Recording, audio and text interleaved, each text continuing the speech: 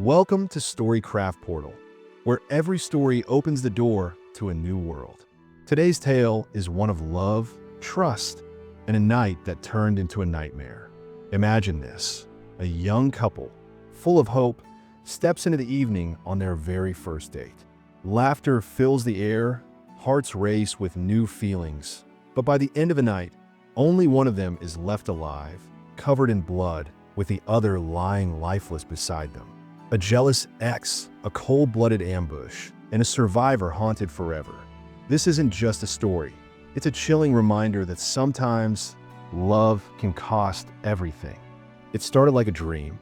Leslie, a vibrant young woman with a spark for life, had finally agreed to go out with Chris, a kind-hearted, soft-spoken man she'd met at a local charity event. They met at a cozy restaurant tucked away in a quiet Illinois town, the air thick with the scent of fresh bread and anticipation. Conversation flowed effortlessly, laughter echoed under candlelight, and eyes met like they'd known each other forever. After dinner, Chris invited Leslie to his home for a glass of wine and music. She hesitated just for a second, but smiled and said yes. What she didn't know was that a shadow had already started following them. As they drove, headlights flickered behind them. Chris thought it was nothing. Leslie felt a chill. This wasn't just a first date. This was the beginning of the last night one of them would ever live.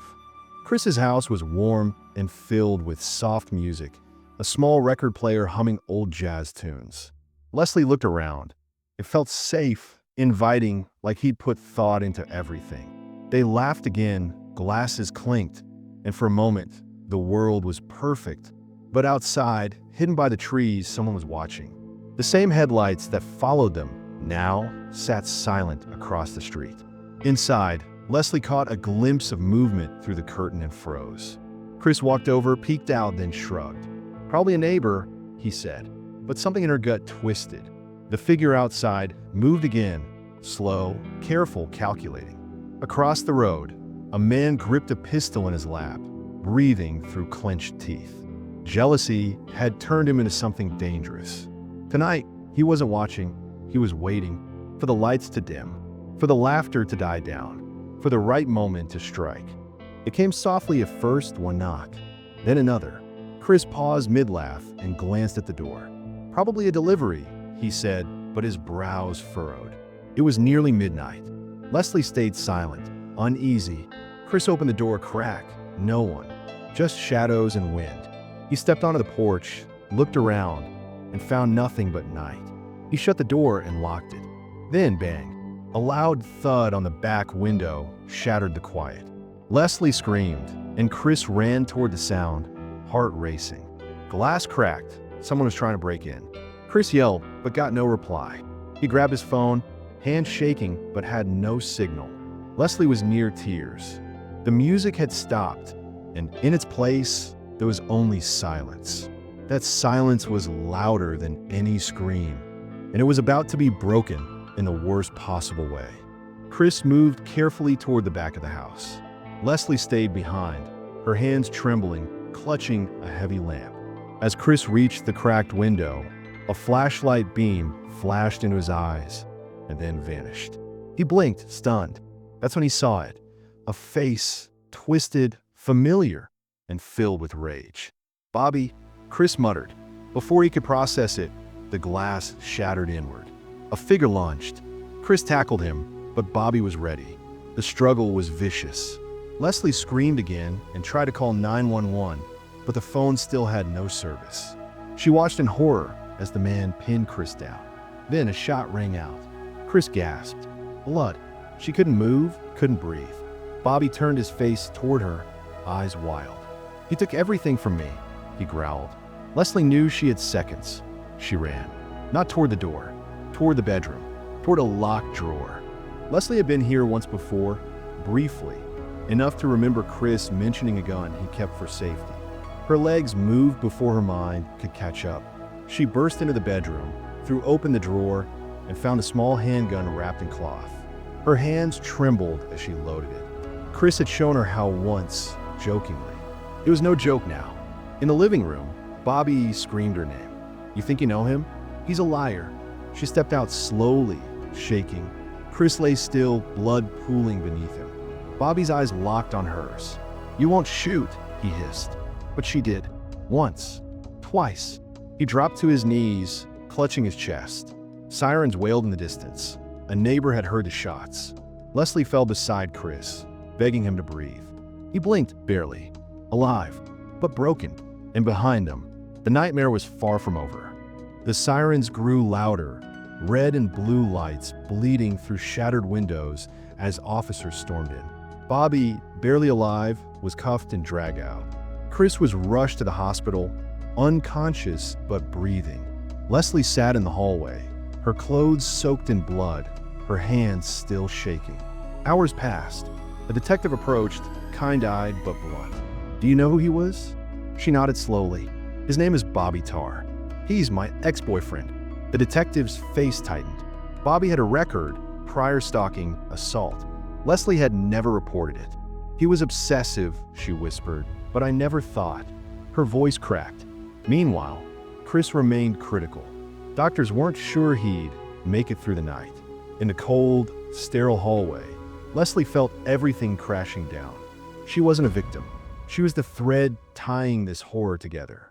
And if Chris survived, they'd both have to face the past they'd tried to escape. Detectives swept the house. Blood stained the carpet, walls, even the lamp Leslie had dropped. But something strange caught their eye. A second pair of footprints, muddy and bloody, leading away from the back window. Forensics matched them, not to Bobby, but to someone else entirely. Leslie was called in. She stared at the prints. "No, it was only Bobby," she said. The detective's voice lowered. "Are you sure?" She hesitated. There was a moment, in the struggle, a sound upstairs. She thought it was just panic. Now, they weren't sure Bobby had acted alone. Leslie felt her heart stop. Had someone else entered that night? A second attacker? Or a second motive? What if Bobby had been manipulated? Outside, in the parking lot, a woman watched from distance. Blonde, sunglasses on, face unreadable. She smiled faintly, lit a cigarette, and disappeared into a cab. She knew everything. Her name was Melissa Kane, Bobby's former therapist. Investigators dug deep and found strange connections. Sessions that ended in screaming. Payments in cash. Phone calls that traced back to nights Leslie had received anonymous threats. One call was made just minutes before the shooting. Melissa hadn't just counseled Bobby, she'd influenced him. Records revealed she had once lost her license for unethical manipulation. One detective murmured, "She didn't heal him, she weaponized him." Leslie's world spiraled. Was this woman the second presence in the house? A ghost hiding in plain sight? The next day, Chris finally woke up. He couldn't speak much, but he squeezed Leslie's hand. His eyes said it all. He had seen someone else. Not Bobby. Someone in the hall. In black. A woman. Melissa. The investigation was no longer about just surviving. It was about hunting the puppeteer who orchestrated the nightmare. And she was still out there. Melissa was brought in, calm, cold, unshaken. She denied everything. But a wiretap on her phone told another story. He wasn't supposed to die, she had whispered to a friend. Just scare them. But Bobby hadn't followed her plan. Or maybe he had, too well. The prosecution built its case. Manipulation, mental abuse, incitement to violence. Leslie sat in court every day, watching the woman who had turned love into a weapon. Melissa showed no emotion. But Chris's testimony changed everything. Weak but determined, he told the jury what he saw. A woman standing in the hallway, smiling, holding something. Not a gun, a phone filming. She wasn't trying to stop Bobby. She was documenting it. For control. For power. For thrill. The courtroom went silent. Melissa finally flinched. That crack was all it took. The jury saw it. So did Leslie. The mask had slipped, and it was over. Melissa Kane was sentenced to 40 years for conspiracy to commit murder, criminal solicitation, and psychological abuse. Bobby Tarr, though still alive, would never walk again, paralyzed and serving life without parole. Chris recovered slowly, carrying scars both seen and unseen. Leslie visited him often. They sat quietly sometimes, no words needed, bound by trauma and survival. Reporters called it the date night murder case. But for Leslie, it wasn't about headlines. It was about reclaiming her life. She started speaking publicly about stalking, manipulation, and trauma recovery. 1 year later, she stood before a crowd, voice strong. "Monsters don't always look like monsters," she said. "Sometimes they speak gently. Sometimes they love you. Sometimes they stand right behind the one holding the gun."